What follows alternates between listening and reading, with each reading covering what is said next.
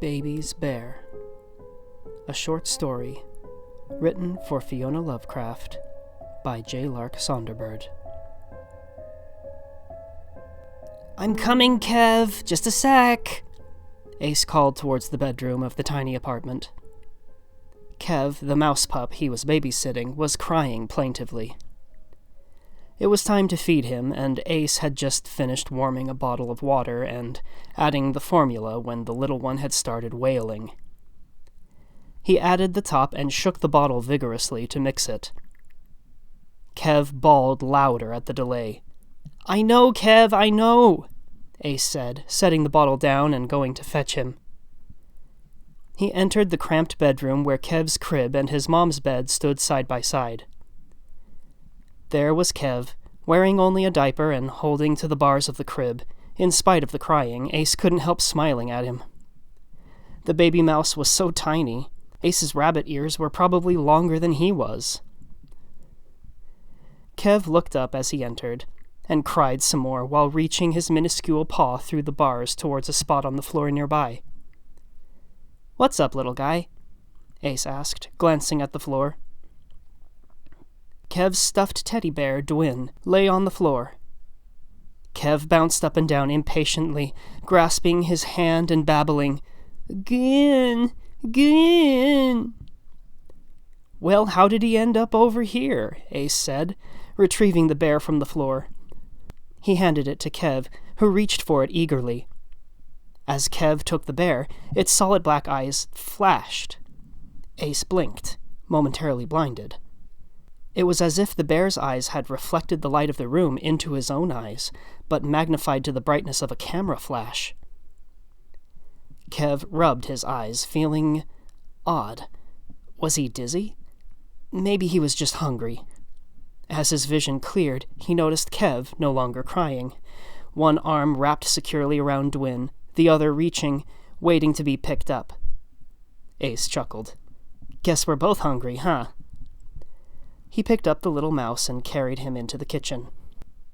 Ace picked up the bottle from the counter and sat down on the floor with Kev.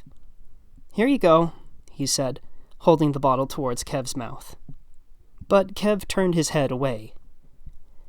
Ace tried again, holding the tip of the bottle right in front of his face, but Kev turned the other way, refusing to take it.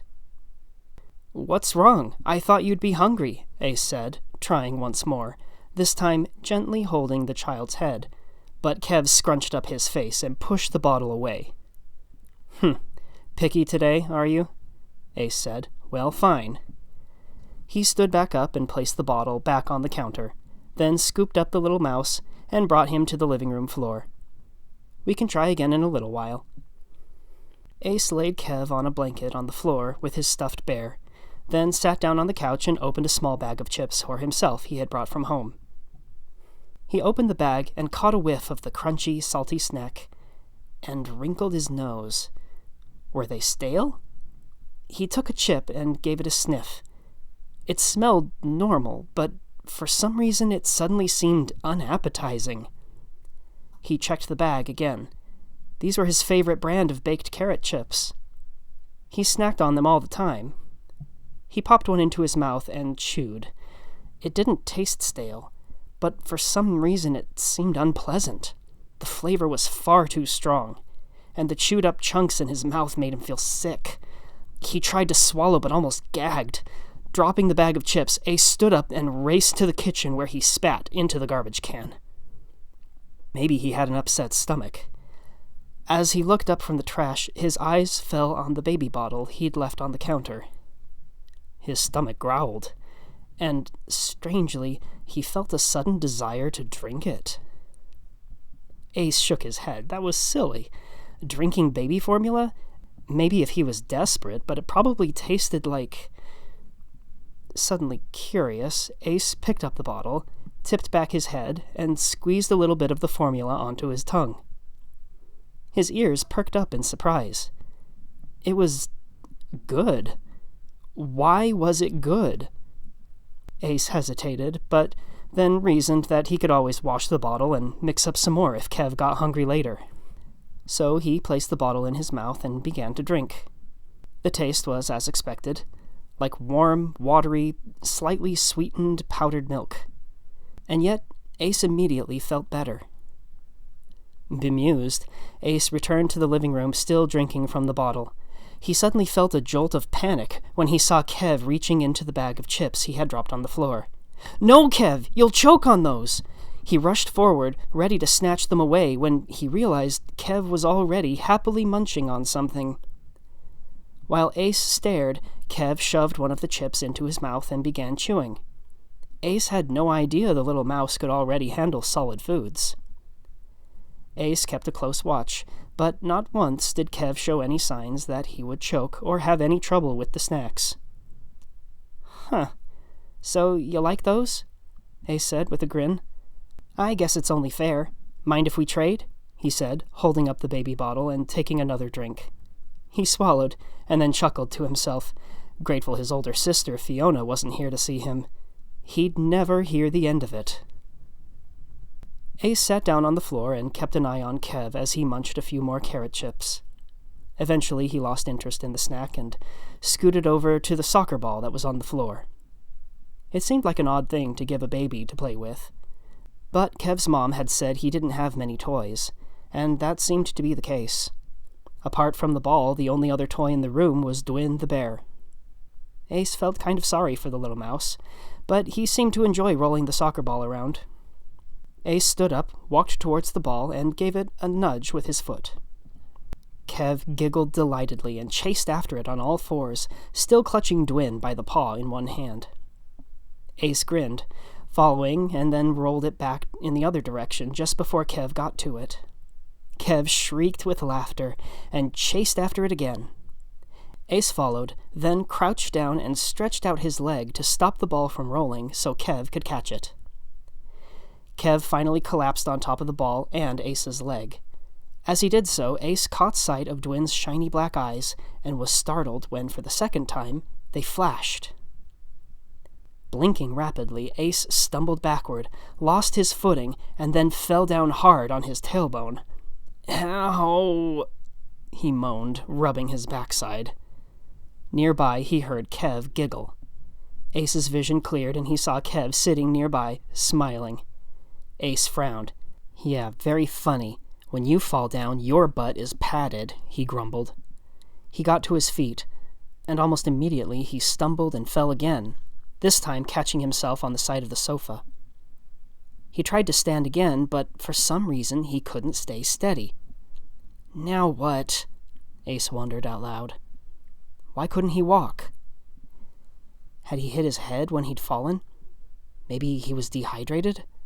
Deciding a cup of water wouldn't hurt, Ace maneuvered closer to the sofa and lifted himself up, clutching the side of it for support. When he reached the floor of the small kitchen, he sat down and, feeling ridiculous, began to scoot along the floor on his backside, as he'd seen Kev do. When he was just beneath the cupboard, he reached up and grabbed the nearby countertop, and with great effort, he pulled himself up. Steadying himself against the counter, he retrieved a cup.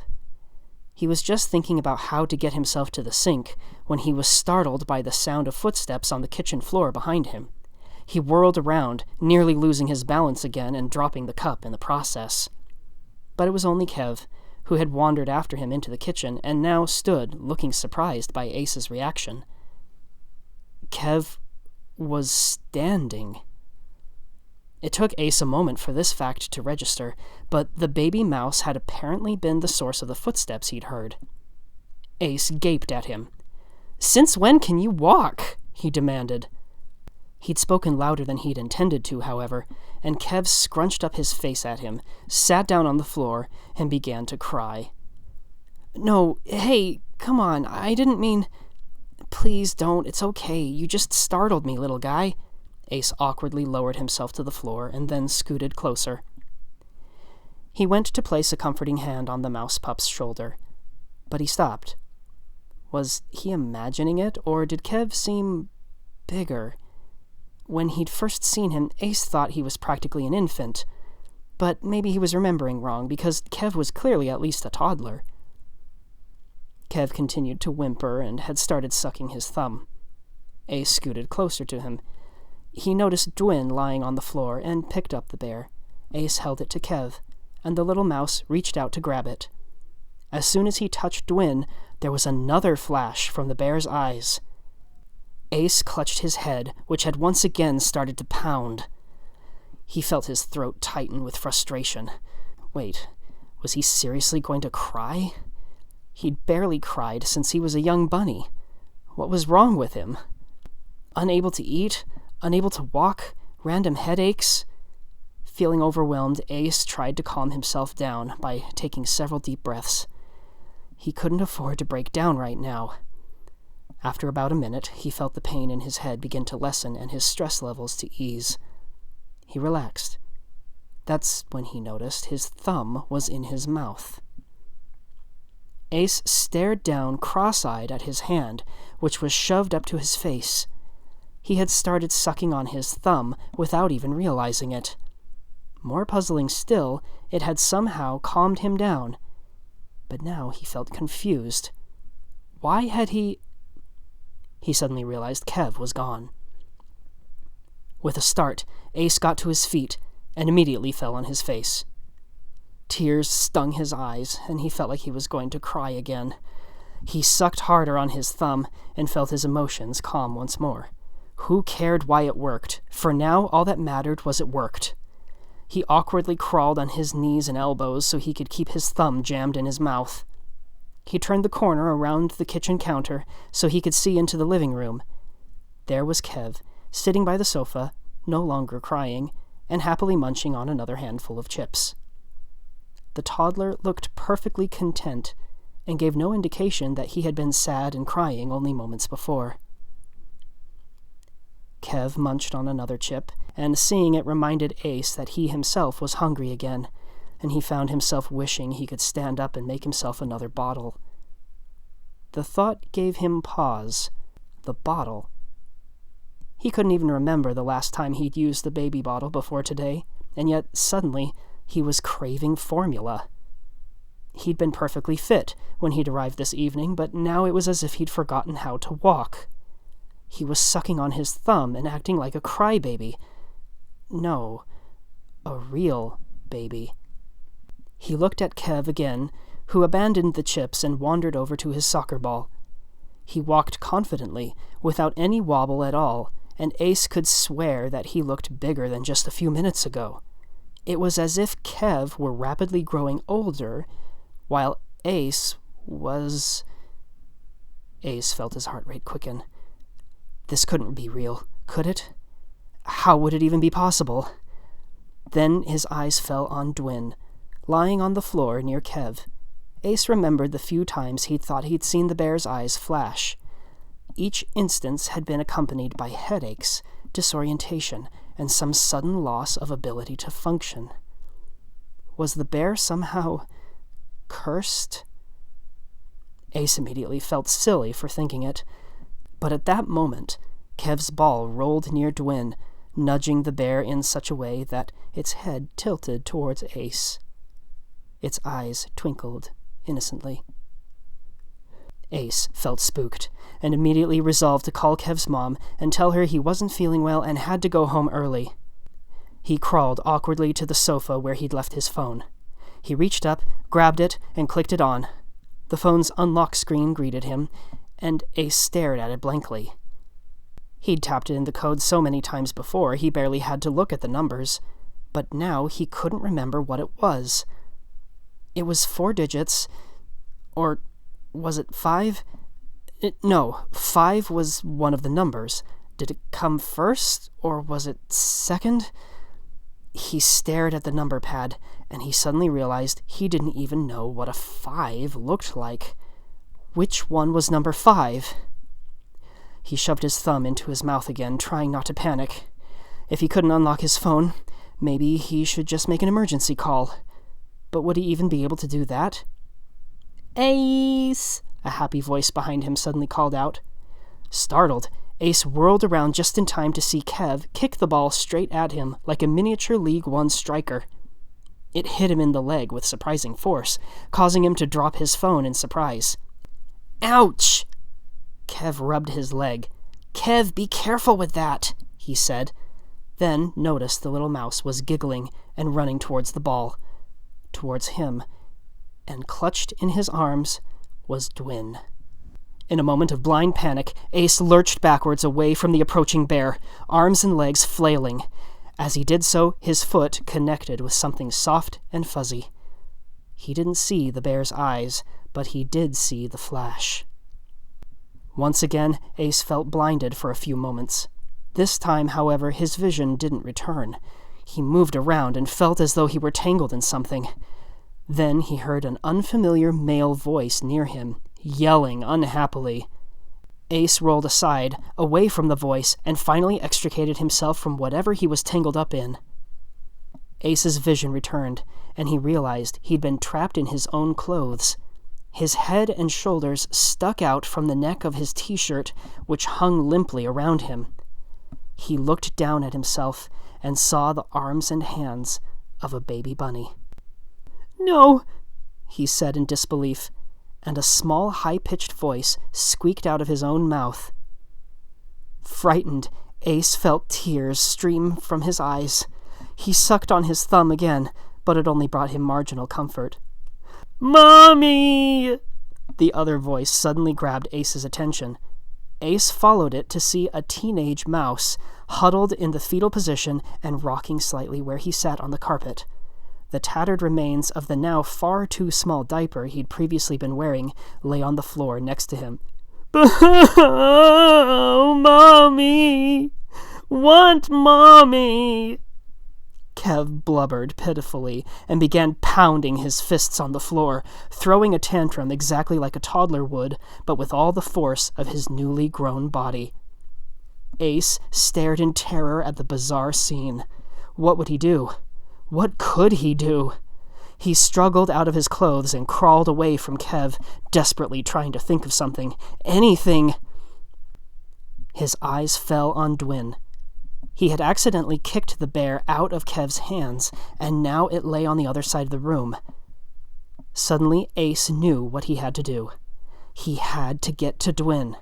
Somehow, he just knew that if he could get to Dwin, if he could just hold it, everything would be just fine. He started to crawl. He crawled with determination, putting one tiny hand in front of the other.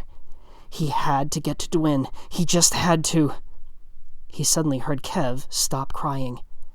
He glanced back and saw the mouse staring at him. Then Kev said, "No!" He suddenly glared at Ace and shouted, "No!" and began rising to his feet. "Mine!" Kev shouted. Ace turned back towards the bear and redoubled his efforts. He raced towards the bear as fast as his tiny arms and legs could carry him. He was only a few feet away, 2 feet away, 1 foot away. Finally, he collapsed on top of the stuffed bear, and he wrapped his arms around it. He began sobbing in relief. Now everything would be all right. He smiled and turned the bear around to look into its friendly black eyes. And for the briefest of moments, Ace couldn't remember why he'd wanted Dwin so badly. Then, with a growl of anger, Kev suddenly lunged at him. "No! Dwin mine!" Kev yelled. He grabbed at the bear, and its eyes flashed. The alarm went off. With a moan, Fiona stirred within her cocoon of blankets. Groggily, she reached out a paw to stop the buzzing. She squinted at the clock. It was 6 a.m. "Huh," she said, mildly surprised. Ace had been babysitting late last night. Her little brother was such a night owl. She'd thought for sure he would forget to be quiet when coming home, maybe watch some TV or play video games in the living room, waking her up in the process. But she'd managed to sleep through the whole night. Maybe the little kid he'd been watching had worn him out so much he went straight to bed himself as soon as he got home. She smirked. She'd have to thank the little kid. Fiona sat up in bed and stretched, then got up. She could hear the coffee maker running, and she shuffled towards her bedroom door. She stopped when she saw a note taped to the inside of the door. Her ears perked up. Had Ace left her a note? But no, There was writing on it, and it didn't look at all like her brother's. A single word on the folded piece of paper said, "Important." She took it from the door, unfolded it, and saw a hastily scrawled note. "Fiona, by the time you read this, my son and I will be long gone. Please, don't look for us. I've brought Ace back to you safely. It's the least I could do for him. I know you may never forgive me for what I did to him, but I had no choice." At this, Fiona felt her stomach drop. Where was her brother? Was he okay? She quickly began to walk to the living room as she continued reading. "I had no choice. When it first happened to my son, I tried to think of another way. But as a single mother with no other family nearby, I couldn't afford to raise him all over again. But I know you and your brother live alone, and this will be even harder on you. That's the only reason why I'm going to tell you how to undo it, just as I did. But please, think it over, because in order to do so, you'll have to pass it on to another. I swear it's the only way, otherwise I never would have done it myself. I've written the instructions for what you need to do on the next page. Just remember, until you decide whether to go through with it, do not touch the bear." Those last 5 words were triple underlined. Fiona was in the living room now. There was more writing on the back of the page, but before she could continue reading, she was startled by a soft cooing sound. She turned to see 2 bundles on the floor. One was a neatly folded pile of clothes. In fact, they looked like the clothes Ace had been wearing last night. Atop the clothes were Ace's phone, wallet, and keys, and next to that was a baby bunny, bundled up in a blanket. Shocked, Fiona took a closer look at the baby, and to her growing bewilderment, she recognized the markings. Deep in the recesses of her memory, she remembered what her own little brother had looked like when he was a baby. With a sense of dread, she softly said, "Ace?" The little bunny stirred, and Fiona saw that clutched in his tiny arms was an old stuffed bear with shiny black eyes that twinkled in the dim morning light. This has been Baby's Bear, a short story for Fiona Lovecraft, written by J. Lark Sonderbird. Baby's Bear is a work of fiction, and is copyrighted by J. Lark Studios, all rights reserved. The characters Ace and Fiona in the story are original characters, the rights to which belong to Fiona Lovecraft. For inquiries about this or other works, or to commission your own work of fiction, contact Lark at lark@jlarkstudios.com. That's LARK at JAYLARKSTUDIOS.com. Thank you for listening.